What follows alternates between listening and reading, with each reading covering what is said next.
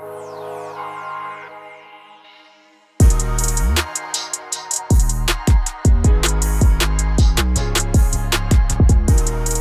Jordan. Michael, I got to ask everyone to leave a 5-star review on the podcast. I've got to. I have to ask.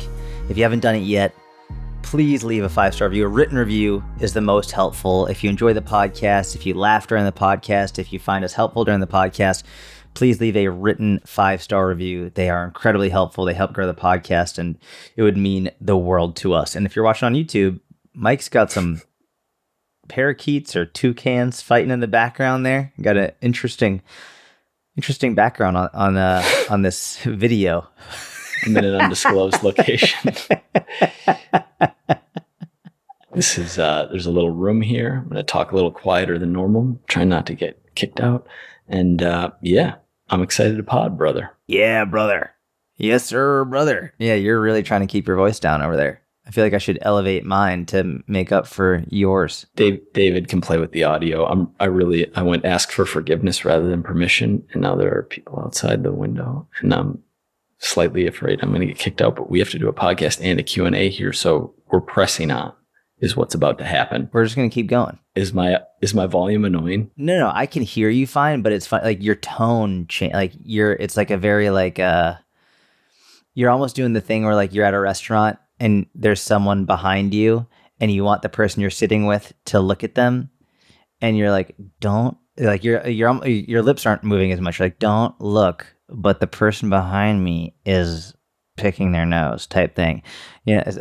It's similar to that, except if the person behind me had the power to throw me out of the restaurant, and instead of a meal, it was us making content. So the stakes are higher. No pun intended. Stakes are high. All right. Okay. Yeah, I understand. Well, we'll play it by ear. If they try and throw us out, it'll make good content. I have a list. Oh, we're just jumping right in. Oh, no, we can talk about anything. What's on your mind? Your list. That's what's on my mind. All right. I'm going to give you some flowers, Jordan. Oh. Most people, when they're struggling with their content, or it's not performing as well as they had hoped, or engagement's down, whatever the reason might be, most people in any industry that I've ever seen, when they're frustrated, they stop posting. It might be for a week or a month or a year, but they go the opposite direction of like, all right, this isn't working, I'm done.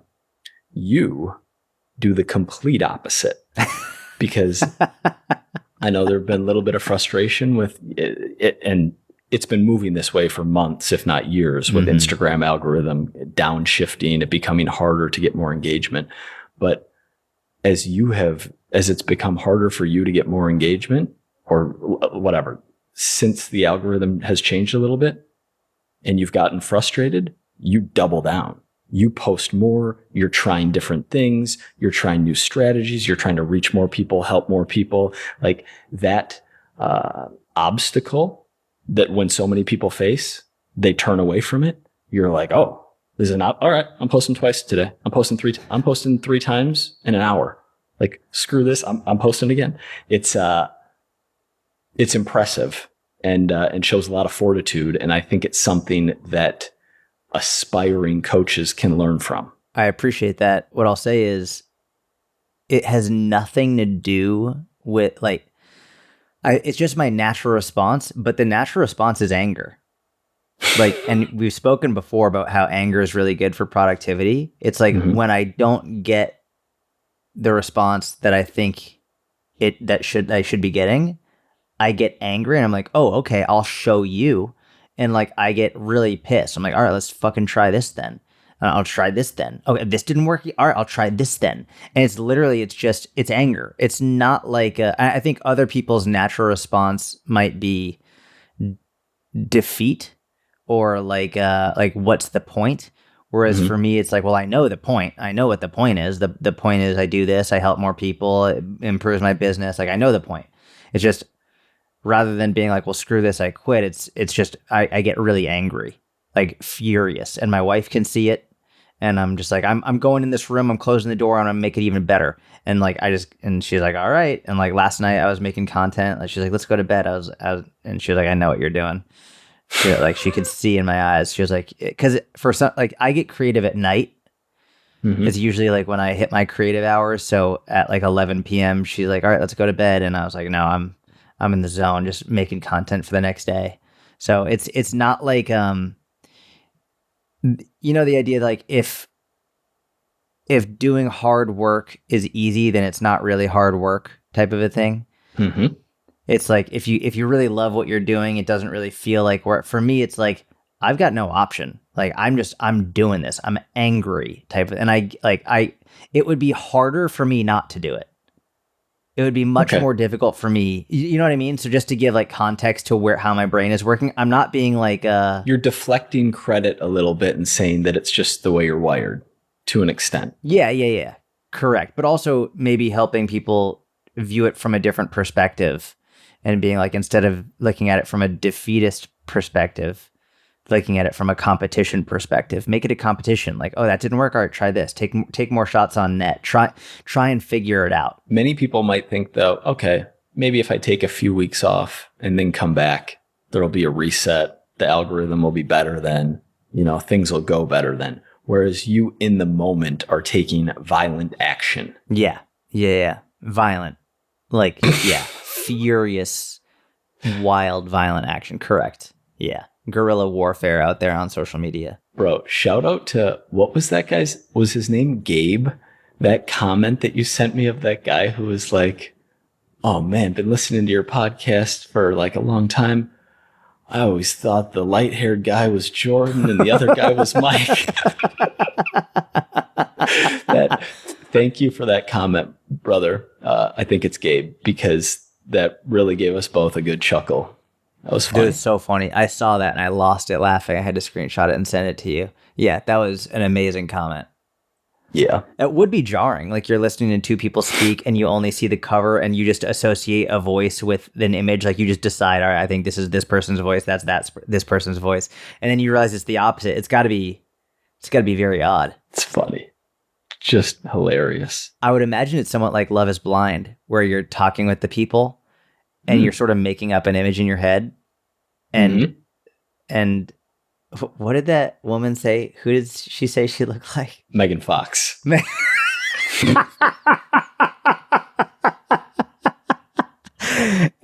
the person's like, yeah, people say I look like Megan Fox. And then the dude is like, oh, shit. Okay. And then like, yeah, then you see and you're like, oh, okay, this is not what I've been imagining this entire time we've been talking. It was funny. Part of the reason why it's like her saying that kind of went against the spirit of the entire show, which is why I feel a little more okay with laughing at that. Yeah. It is like Love is Blind. That was one of your favorite, if not your favorite, reality shows. It was, until the reunion. And the reunion gave me so much anxiety. I was like, I'm never watching this show again. I have PTSD from that show. From that, it was terrible. I'm never watching it again. If the reunion of that show gave you anxiety, never watch the show The Bear. Just so you know. The Bear? Mm-hmm. BEAR? Mm-hmm. Is it about a bear? No. Nope. It's about a guy and family and restaurant, and the family's last name kind of has the word bear in it. I guess that's his nickname. Okay. And what's it about? It's a restaurant show, but I honestly don't know how to explain why, but I almost can't watch the show. Like we are watching it and I hate watching it, but it like stresses me out to such a degree I can't even describe. Is there like just drama within the family and the group, or like what's stressing you out? Yes, there is, but it's almost the way that it's shot, the way that it's acted. It's an Italian family, so they're all yelling all the time, and it is on another level in terms of, it's not an enjoyable reality experience. Show? No, it's a it's a TV show. Interesting. 3 seasons in, yeah. Okay, all right, I won't watch The Bear. Dude, how about that woman Christine, who I sent you her tweet about property taxes? You guys are really on the same page. Bro, after you sent me that, I just kept thinking about it, and then I made a story about it. Did you see I made a story about property taxes the other day? No, I didn't. Well, what was it and how was the response? It was like exactly 50-50. It was funny. Like when you and I have spoken about property taxes before, I'm now imagining there are people listening who are like maybe really, because I got some like about 50% of people really upset at me for me like hating on property taxes, and they're like, do you know what it goes to? Like it goes towards the schools and the fire departments, and it goes towards the roads and da da da da.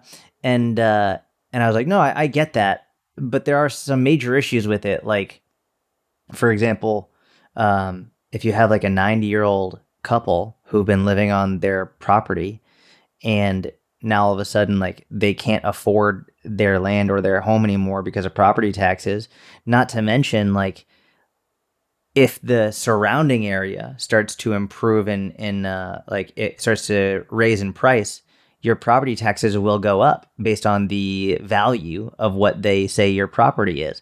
So you might have people who have been able to afford it their whole life, but now all of a sudden they can't afford it, even though they technically own the land, but actually the government does, and they can't pay their property taxes on it anymore, and they'll throw them out. And so I got about 50% of people being like, it's theft. Taxes are theft. It's criminal. It shouldn't. Like they were like fully on board. And then you've got other people who were like, well, it's for the betterment of the society and the community. And I think there were some middle ground. Maybe like 10% of it was like, maybe it was 45, and then 10% was middle ground of people being like, yeah, like there's definitely flaws in the system. It does go like, look at it as like you're paying, as a service fee for living in the town. You're paying as a service fee for driving on the roads, and you're paying a service fee for having it. Like if your house catches on fire, the fire department comes and all that stuff. Like I get all of that. And then I also look at, like, for example, there's government employees that come down my street and they do some technical work. And I shit you not, there are like 6 of them in a van, and one of them is doing the work outside the van, and 6 of them are sitting inside the van just shooting the shit, talking to each other. And there's one person at this little dial where I'm like, this is a 1-person job, and we've got 7 of you out here getting. It's just like there's a lot of issues with how the government is run, all from local, state, federal, whatever. It's so I understand it, but I would also love to see exactly where my tax dollars are going. And I still think that property taxes are wild. And dude, I had people in North Carolina telling me, I'm sure maybe other states have this as well. People in North Carolina were telling me that not only do they have to pay property taxes on their land, they have to pay property taxes on their car. Even if they pay their car off, they have to pay taxes on that every year. Like, that's crazy. Yeah, that's wild. I've never heard of that. Yeah, isn't that nuts? Interesting that it was so split. But you make a good point, which is that if you could have an accurate breakdown of where all your tax dollars were going, and if there was a way to make, government jobs as productive as the private sector, so dollar for dollar more got done, you would be more okay with paying it. And that's all. It's almost a separate conversation from the fact that, okay, if the government needs a certain amount of revenue via taxes, that's fine. But the concept of property taxes is still pretty crazy. Like if they need, let's just call it 100 units, you could not have property tax and then slightly increase income tax, slightly increase sales tax, like other taxes that make more sense. Who knows? Interesting that it was pretty 50-50 though. Maybe you and I are living our whole lives in an echo chamber. Yeah, I think we are. I think we're definitely, if I ever need to see that I'm living in an echo chamber, all I need to do is open my wife's Instagram, go to her explore feed, and it's a different world. It's a world that I don't even know exists. It's incredible. It's man, yeah, I'm bummed I missed that on your story. Oh yeah, I went in. I was just like, is this not the most insane thing ever? You're like, oh, everyone's going to agree with this. I got really passionate about it. Very funny. If this is the first episode that someone listens to of us, they're going to be like, that Mike guy is really quiet. Yes. Yes. It's funny because when you're trying to be quiet, like your facial expressions are less, like the eyebrow raises are less, like even look like the way you just looked to the side, like it was like you didn't even move your neck, like you're much more still. You literally look to the side with purely, you're just your eyes, not with, you didn't move your head, like you're more still. Oh, he's still right there. Bro, this is so funny. Oh, yeah, this is it, everything changes when you're like trying to be like less conspicuous. Yeah, like your movements are less. It makes sense. It makes sense. But yeah, dude, I just don't want the content to end. You know, we have such a good streak going. bro, it won't end. What else do we got on the list? We got an email. I think this company knew that you are on the podcast because they said, hello there, reaching out from blah, blah, blah. We're an online pharmacy for men. We specialize in erectile dysfunction and something about like I think they knew that you're on the podcast. Wait, is this a real email or are you just fucking with me? No, it's a real email. It's our info at Fitness Business Mentorship. They want us to be affiliate sales for helping guys get it up. I mean, we won't do affiliates, but should we do like a salary? Like, yeah, we'll do an advertisement for your erectile dysfunction. If you pay us, like, what would you sell out for? What's your number? No, there's no dollar amount where I'm going to push pills for ED here on the podcast. Zero, all the money in the world. You cannot buy me. Here, I'll do a free ad for them right now. All right, if you're struggling with that problem and you're a dude, no worries. It happens to dudes. I know I was just making a joke with Jordan about it because Jordan and I joke about things like that. But if you're actually struggling with it, here you go. Try and get to a healthy body fat percentage. Start heavy compound lifting 3 days per week, 30-minute sessions. It's a good starting point. Get 7 to 9 plus hours of sleep every single night. If you're drinking alcohol, stop drinking alcohol. If you're doing drugs, stop doing drugs.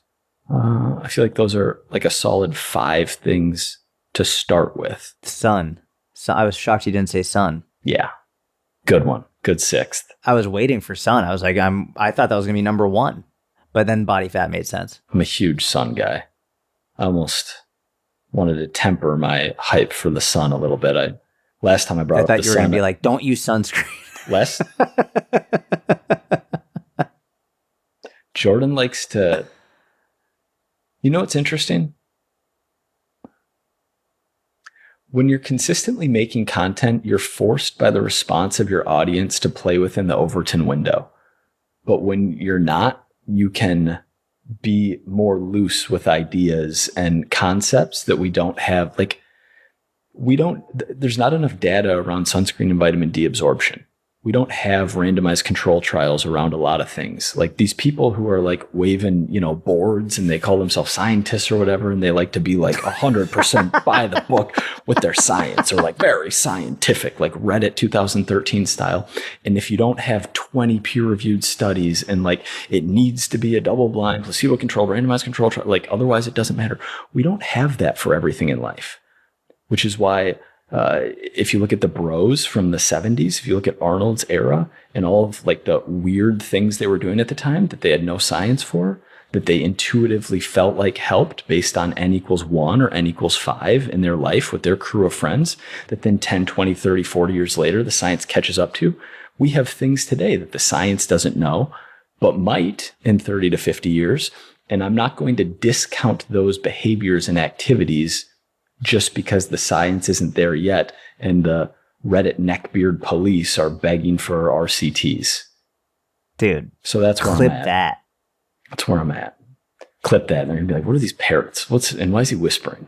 Who is this idiot? Oh, I didn't even think about that in the clip. No. Still clip it. Still clip it. There are parrots behind.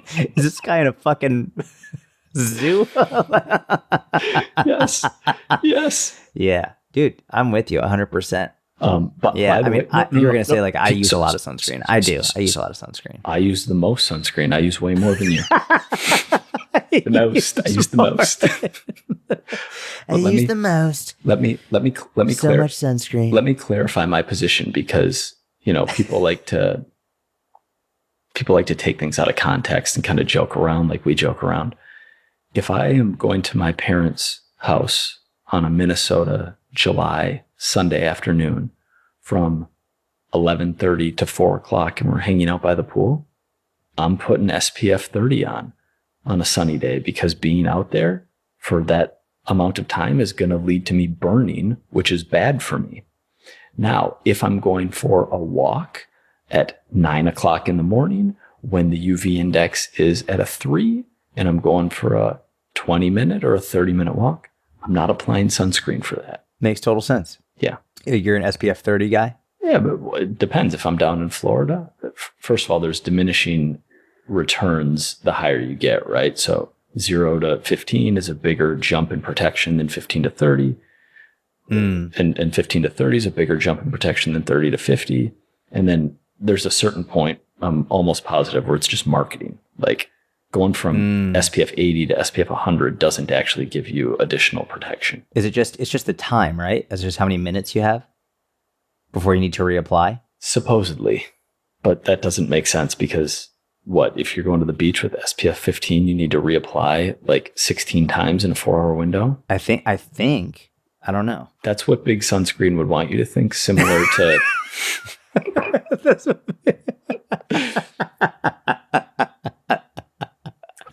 Here's what I'll say. I am a believer in the idea of a solar callus, similar to the way that your hands get calluses when you're weightlifting, and then your hands are protected from blisters.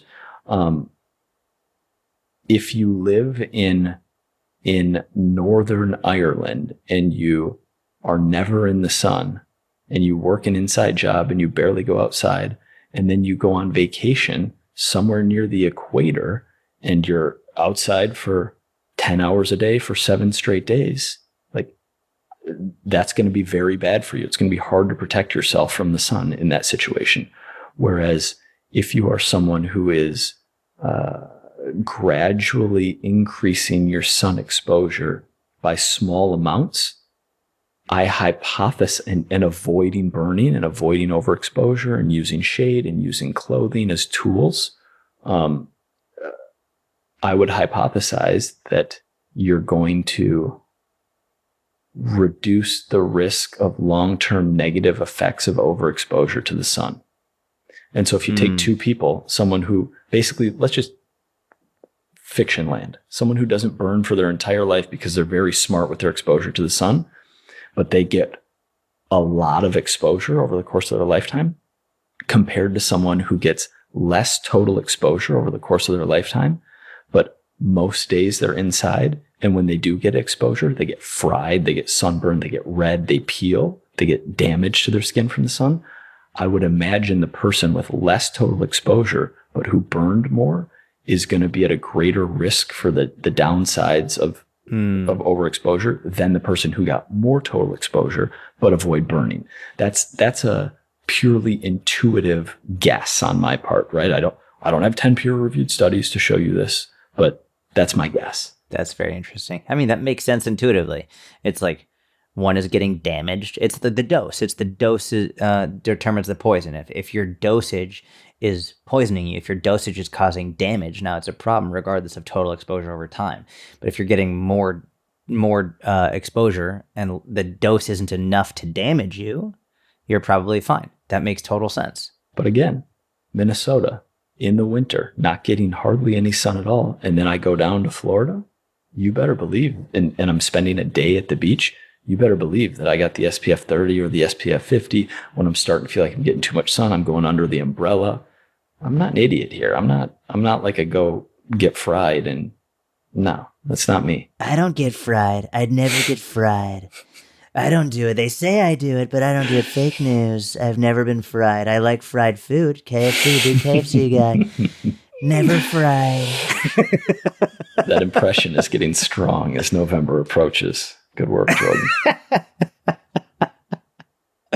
How's your training going? You had boxing this morning. How was that? I had boxing this morning. It was really good. It was really, really good. It's I'm enjoying it. Jeff Neal is a really, really cool dude. He's a very good coach. He's a very good coach. he it's interesting, like, it's so funny. You're gonna want to talk about this. Remember the other day you were like, tell me something that because you want to say it, and then like I had to say something that I thought like you would want to hear. This was an incredible moment. Should we? Yeah. Well, so I'll tell you what made me think of that, and then we'll go back to that moment. But I'm very cognizant as a coach of what it's like to coach someone. And so when I'm being coached, I want to make sure that the coach is having a good time, right? It's like, I want to make sure the coach is enjoying it. It's sort of like when I get a tattoo, I often let the tattoo artist take a great deal of their own liberty and creative license, because I want them to enjoy the artwork as well. So yeah, how about like we both give our thoughts and what do you want to create? And so when I'm with him, I'm like, listen, I want you to enjoy these sessions with me. I don't want you to be like, oh God, I got to go train this guy again. Like, so I want you to feel comfortable telling me exactly what you want to do and have fun. And so I think he's been enjoying it because it's not just about like me dictating the session. I'm like, listen, you're the boss. You do what you want to do. You have fun with it. And so I've been learning a lot, and it's been a really good time. But I forget even how that even happened with us. Dude, I forgot how it happened too, but it had to do with ESTPs. And I think Carnegie is right, by the way. Some people have thought that the pronunciation was Dale Carnegie. I've heard both ways, but I think you are right. It's Carnegie. Or Carnegie, yeah. It's Carnegie for sure. Dale Carnegie is, and we've been called out on it, but I'm almost positive it's Carnegie. It was along the lines of you being like him, and I don't know, being unable to, like, your primary mode of being in conversation is putting the other person first in terms of what will excite them, what do they want to talk about, like what will like put them in a good mood is like your lens of conversation that we couldn't break with the biggest hammer in the world. And but we were trying to shatter the lens. And I was like, Jordan, what do you want to talk about? Like, what is on your mind right now? What are you thinking about? Like, I want to hear about it. And you paused for literally 15 seconds, like maybe 20 seconds. And then you said something to the effect of like, I just ate so much protein, or like it was something. It was something about protein that you thought I would be excited about. And I was like, Jordan, that's not what we're doing here. You lost it. You thought that was so funny. You're like, you can't do it. You can't talk about It's like you don't have anything on your mind. We couldn't break the lens. Yeah. Yeah. So we are who we are. Yeah, dude, boxing's going well. Boxing's good. Jeff, it's it's funny, like all the boxing I had done previously, it was just striking. Learning how to jab, learning how to cross, learning how to hook, uppercut, like, and also learning the footwork, obviously, but I hadn't learned any defense. Like I'd learned how to slip and I'd learned how to roll, but not extensively. It was like, yeah, like we're doing the mitts or something. Here's how you slip it. It's like not legit defense. And so Jeff's been working with me on that, and it's really intense, dude. How to parry the punches, and basically one thing he kept noticing me doing is as he would throw a punch. This guy's huge, by the way. Like he fights at 170, and right now he's 210. He's got a fight in late October, and he's 210 right now, and he fights at 170. I was like, dude, are you gonna start your cut soon? He's like, yeah. What do you think my calories should be? I was like, you don't know. You're number 8 in the world. Like this is crazy. As he would throw a punch at me, I'd like blink and I'd, close my eyes because like it's a natural response to close your eyes as someone's throwing something at your face. Which I think makes sense from an evolutionary perspective. Like if something's coming at your face, you don't want it to go into your eye, but you want to learn to keep your eyes open so you can see what they're doing. And so he kept noticing me doing that. He's like, he called an audible one day. He was like, we're just going to work on defense. And he said, what you need to remember is that no matter what you do, no matter how good you are, you're going to get hit in the face. And he's like, once you understand that, it's easier to stop blinking and picking your head up. And because what you're trying to not get hit in the face. It's like, you're going to get hit in the face. Just accept it. You're going to get hit in the face. From there, then we can start working, parrying, slipping, rolling, all this stuff. But as long as you are trying to avoid getting hit in the face or think that you cannot get hit in the face, you're going to keep doing that. And it did help a lot. But this guy's got hands as big as a fucking football. And he's like, it's one of the scariest things I've ever done. You know, jiu-jitsu is so controlled. And yeah, you can get really injured in jiu-jitsu, but you're not taking strikes. And man, even when he's just lightly going with me, I'm scared shitless. It's horrible. Do you have headgear on? No. And is he hitting you in the head? Occasionally he'll hit me in the head. I know he's a UFC fighter. Is he wearing the little 4-ounce gloves, or does he have like 12 or 14, or what's he got on? No, he's probably got like 14 or 16s. Okay. That's better, at least. Yeah, more padded. Yeah. I mean, still. And he's being super light with it, but even a light tap from this guy is terrifying. Like sometimes he'll like go to the body and I'll be like, oof. And bro, man, it's one of you watch people fight and you see them get hit in the body shot and they drop to a knee and you're like, what a bitch. It's like, oh my gosh, dude. You know what's really funny about this? So the way to defend against, or one of the ways to defend against a body shot, let's call it like a hook to the body, is to drop your elbow. So you take it on the arm rather than to the ribs. Their liver. Yeah. Even taking it to the arm really hurts. Yes, dude. I feel so soft saying it. I remember doing boxing, it was probably a year or two ago, maybe 2 years ago. And the drill was you were with a partner and you and your partners were supposed to throw a 10% hook, a 30% hook, a 50% hook, and then a 100% hook to the oh my gosh to the arm. And bro, when we both exchanged 50%, we were like, oh man, this is really, but we did it. We wound up and threw the hundreds. It was so, like, again, I feel soft admitting this, but it was very painful. It's like, oh my, like dead arm. And you've got like gloves on too, and it hurt. Yeah. Never mind, Yeah. dude. 14-ounce gloves. Which yeah, and then it's all of this is just a testament to the guys who do this professionally, or even amateurs who are trying to make it. Like it's much harder than it looks. Yeah. And I know you mean everybody. Both the men and the women fighters who do this are absolutely. I know. I had to say it. I use guys. Guys like is everybody. Guys is 2010 guys, right? If there's 3 girls and 4 boys, what's up, guys? Hey, guys. Yeah, exactly. Like ellos in Spanish. In Spanish, there's El is the singular male, and ella, I think I'm getting this right, is the singular female. Let me give you a Spanish lesson. All right.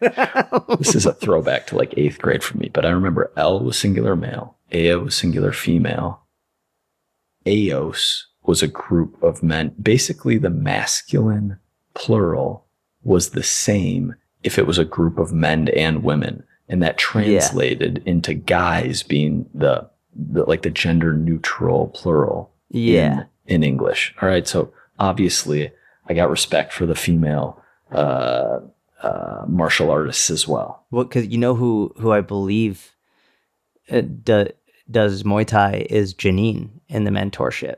Really? I'm almost positive Janine as a Muay Thai fighter, like legit. How did I not know this? I don't know. The only reason I knew it is because I think she said she was excited to see me do striking because like I'd always done wrestling and grappling jiu-jitsu. And I think she's done Muay Thai. And literally when you said, I was like, I've just got to give Janine props because like I'm like, and all the women fighters, but I knew you meant that. And dude, I think like Janine's awesome, by the way. Like not just that fact that you drop, but as a coach and consistently making content, she's a beast. She's amazing. She's pregnant, making content. Like she's fantastic. Mm-hmm.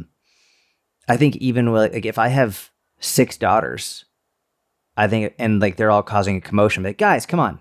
Like, I think this when we grew up, that's like the gender neutral term.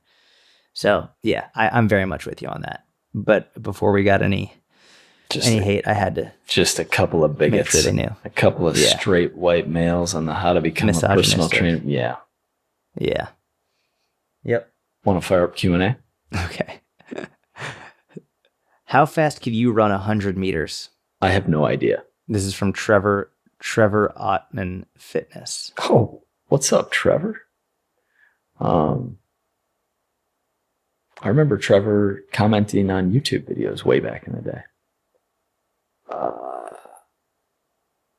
I have no idea. Do you want to tell me who? Like, I think the gold medalist. It's like 9 and change, right? 9.79, I think it was.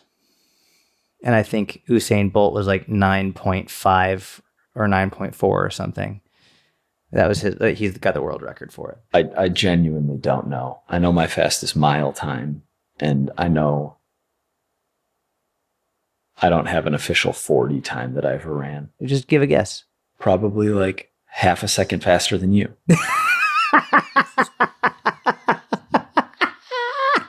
You think you could beat me in a race? In a 100-meter race? 100%. No way. There's no way. We did this on the beach. What? When did we do this on the beach? Didn't we do this? No, we didn't. Maybe I did this with someone else on the beach. You're trying to gaslight me.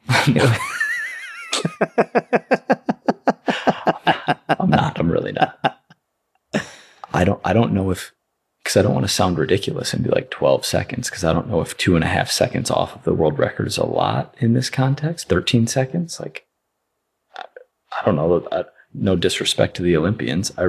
I think I ran a 54-second 100 or a 400 in high school. Okay. So you're dividing that by 4? Well, no, because you're going to run 100 much faster, in less than 25% of, So 13, 26, 52. Yeah, I don't know, 12 seconds? What could you do it in? 11.8. I don't think I could do 11.3. We've got to do this. We've got to do this. I'm way closer to you than I am to Olympians. I'm way closer to Olympians. You think you're closer to Olympians than you are to me? No. I think I'm closer to Olympians than you are. Any beach. Name the beach, Jordan. Why does it have to be on a beach? Why can't we do it on like a regular surface? Bro, you can pick the terrain, the time of day, the climate. You can have your cake and eat it too, and I'll show up. All right. All right. Okay. All right. So this is gonna be amazing. We're gonna have to do this, and then like we'll film it, and then we'll put it on the podcast. I can't wait. I cannot wait. Nessa Getting Fit said, "What are good ways to get a kid to eat more vegetables?" I don't really have experience with this. Do you have any ideas? Yeah, but even if you don't have experience running 100 meters either, but we gave our thoughts on that. Let's just give some thoughts. I've run 100 meters so many times in my life. What do you mean?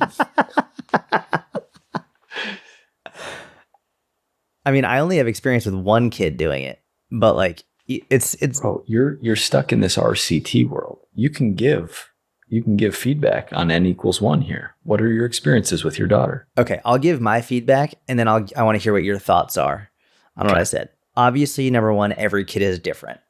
Some kids are more difficult, some kids are less difficult. Just like adults, some adults are more difficult and some adults are less difficult with everything, right? Like any coach listening, sometimes you have clients that are amazing clients, and sometimes you have clients that fucking suck. So it's not just a kid thing; it's a human thing. With that said, my wife and I eat vegetables all the time. Like all the time we eat vegetables. I'll sometimes, like for breakfast, I'll have leftovers from the night before, and they're vegetables. Like that's what I did this morning. I had salmon with broccoli and Brussels sprouts and rice. So I had for breakfast this morning, and my daughter saw me eating that. And then at lunch, I'll have a big salad, and then at dinner, like I'll have whatever, like vegetables, red peppers and cucumbers and a salad and whatever I'm eating. That's what my daughter wants every time. Like if she has something on her plate and I have something on my plate, even if it's the same thing, She wants what's on my plate, or she wants what's on my wife's plate.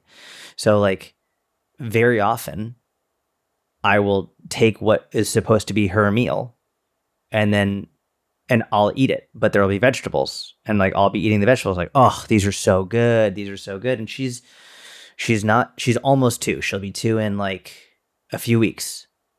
And so it might change when she's 3, 4, 5, 6. I don't know. But for right now, like she loves broccoli. She loves broccoli. Like, and not raw. It's not like raw. It's like cooked, but she loves cooked broccoli. She loves red peppers. She loves tomatoes. Like she loves peas. She loves peas. She just freaked out before we got on the podcast. She was like, peas. Like it's, I don't know. And I know every kid is different, but whatever we eat, she wants. That's how it goes. For me, it's like, you should be eating them.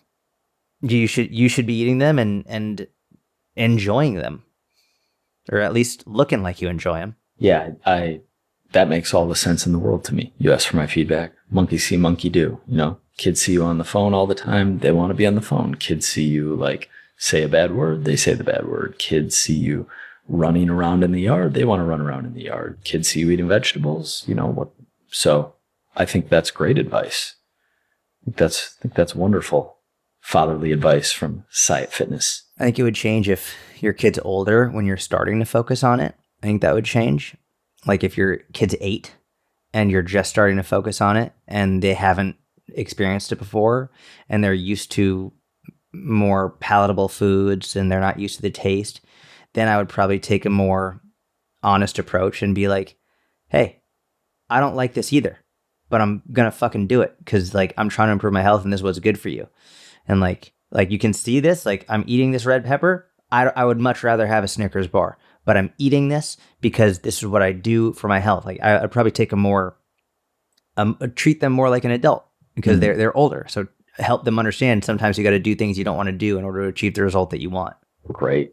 And I might have missed this because my internet's a little laggy, but starting them young seems like a great strategy, right? Like when they can start having purees, like I know sweet potato puree, banana puree, like I would imagine getting them acclimated with those flavor profiles from a very young age and continuing to, feed them the version of that fruit that they can have, whether it's cut up grapes or mashed blueberries, like things that they can consume at a very young age, is going to increase the probability that they will be open to those food types as they get older. Yeah. I mean, again, I only have one, but also keep trying. Like when I saw the picture the first time my daughter tried avocado, but she hated it. She made the funniest face I've ever seen. She hated it and she didn't want to have it, but we kept trying. And now it's one of her favorite foods, avocados. Like you just keep trying and their flavors will change. Just like your taste, their taste will change. Like your tastes change. Sometimes maybe they don't like the texture of it. Maybe they don't like the color of it. Who knows what it is, but keep trying and you keep eating it. And I think eventually you have a much better chance of them enjoying it as well. I love it. Great episode. We're going to wrap up here. Jordan and I have a mentorship Q&A right now. If you enjoy the podcast, subscribe on YouTube, hit that like button, leave us a comment. We see all of our comments. 5-star reviews are greatly appreciated. Have a great week. We'll be back next Tuesday. Have a good one. Thank you.